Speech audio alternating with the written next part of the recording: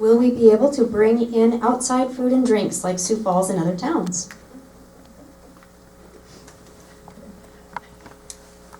I don't see why not.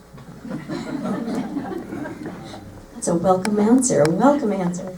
The panel has asked me to ask if we have any questions relating to the Senior Center this evening, because we know that's on the top of minds of many in Canton tonight.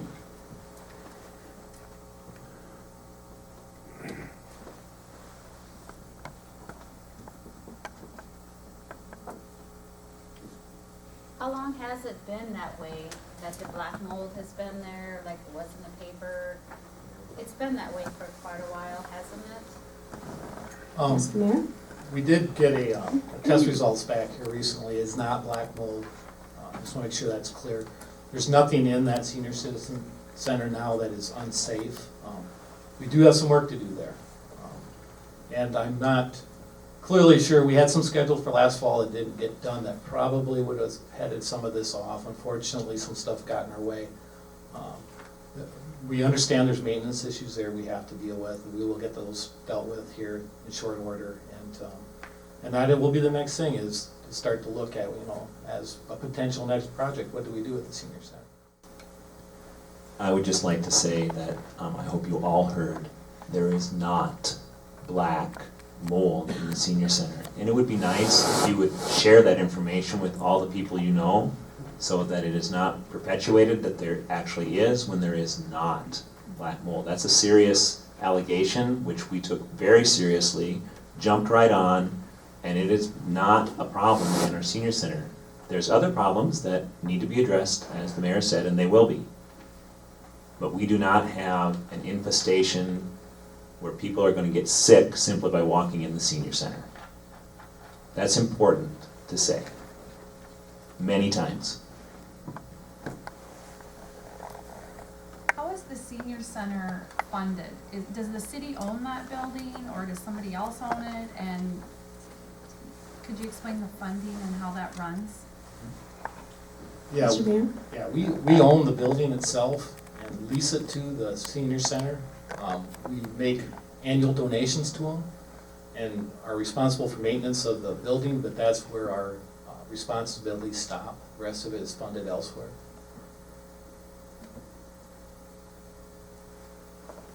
Looks like there's a question here as well.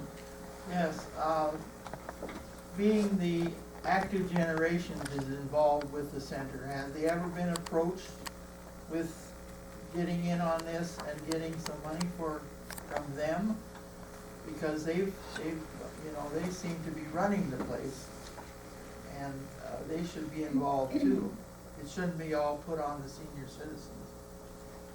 Yeah, that's really a question for the Senior Citizens Board. I don't believe they're represented tonight, but the dealings of the organization themselves, we don't have a real direct relationship with. But they could be approached, They could be. yes.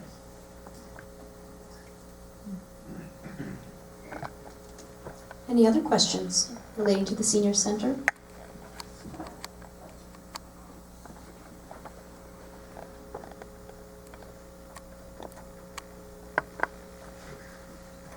Again, we welcome all questions. We want to hear every thought that was in the minds of Canton tonight, so please be sure to fill those out. If you don't want to voice them, you can certainly put them on a card as well and slip them to your neighbor, to slip them to the neighbor, to slip them to a volunteer. So feel free to do that as well. But we're here to answer questions throughout the evening. Yes? I was just curious if the voters of Canton decided not to go with this project for whatever million. Would another approach be looked at a lower cost to better what we have right now, or just be scrapped?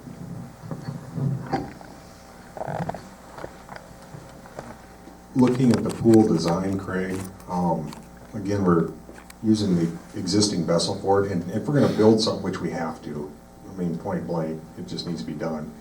We're trying to incorporate expanding it, so we're taking the approach of what's the less intrusive of expanding the pool, which is, number one, making it accessible for the handicap is important, and having a bathhouse that is functional and clean and is usable.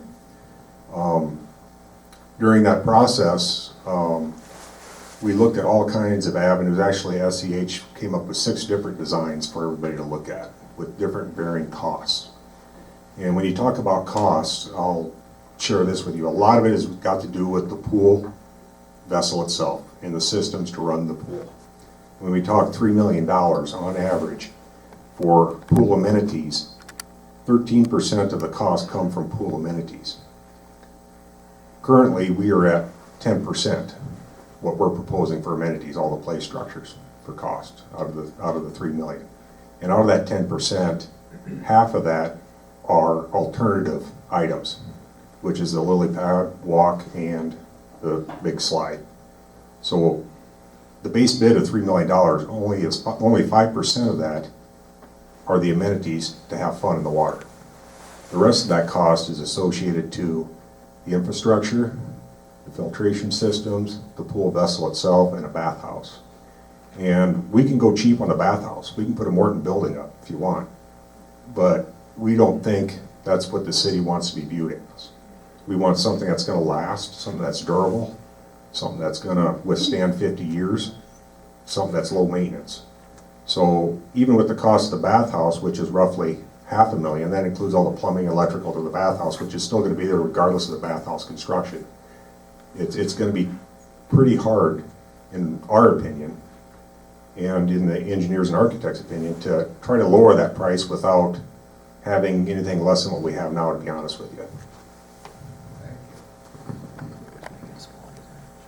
Making it smaller doesn't make it cheap, as Jonathan said, and it doesn't suit the needs for the future growth either, so.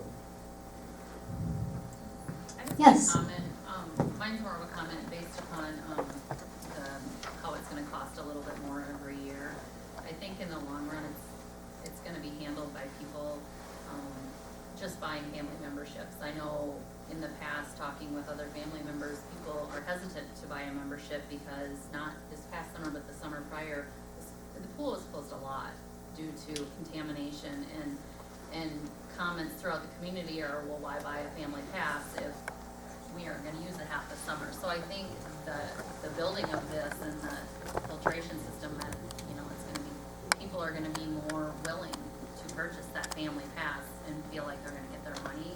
So I think that any apprehension based on the increase in what it's going to cost, I think we're going to see an increase in that.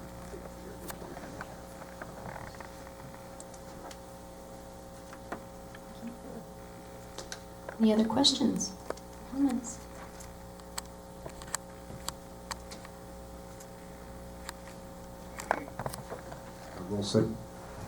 I will say in the contamination portion of it, we're dealing with old systems and old filters there too, of course. And with the new system to today's standards and requirements, that is treated much faster now, and it's up and operating very quickly, probably within the same day. I mean, we're filtering it through, it's heated water, things of that nature.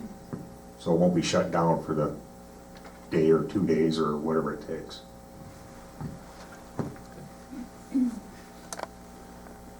Yes.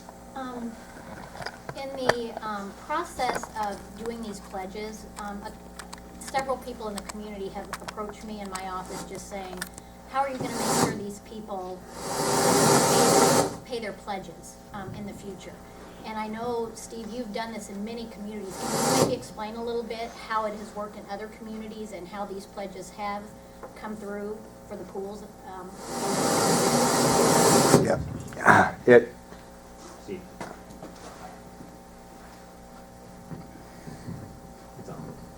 First, everywhere we've worked, individuals who make pledges make them in good faith, and I do not recall a problem anywhere. I'm talking about more than a dozen projects with people making their pledge payments. Now, reminders are generated, and a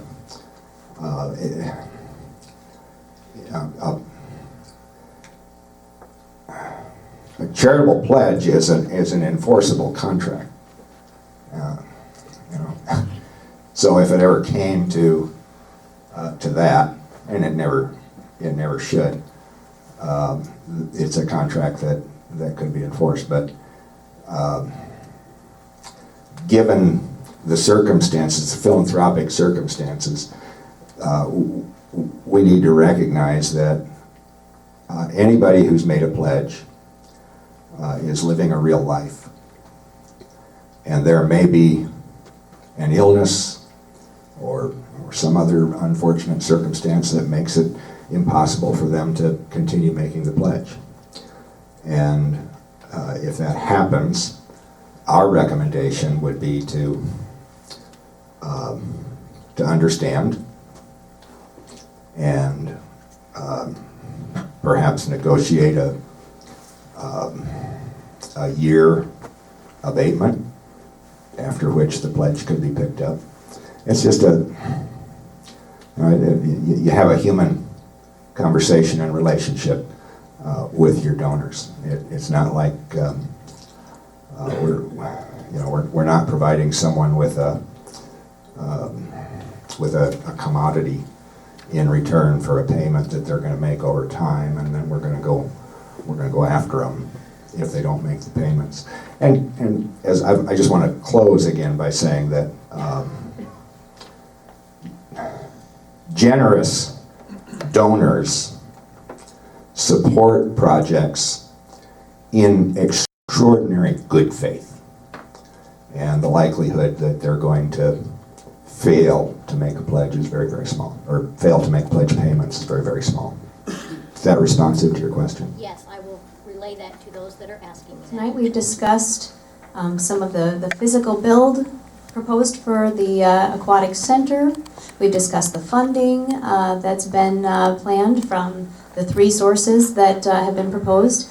We've talked about the timeline for building. We've talked about questions from the community on other projects that might be done with bonding capacity, or just in general, things that we want to see done to better life here in Canton, things that we want to see done to improve the services that are already in Canton, or things that we might do to change things and make things even better, like bike trails and other amenities to offer.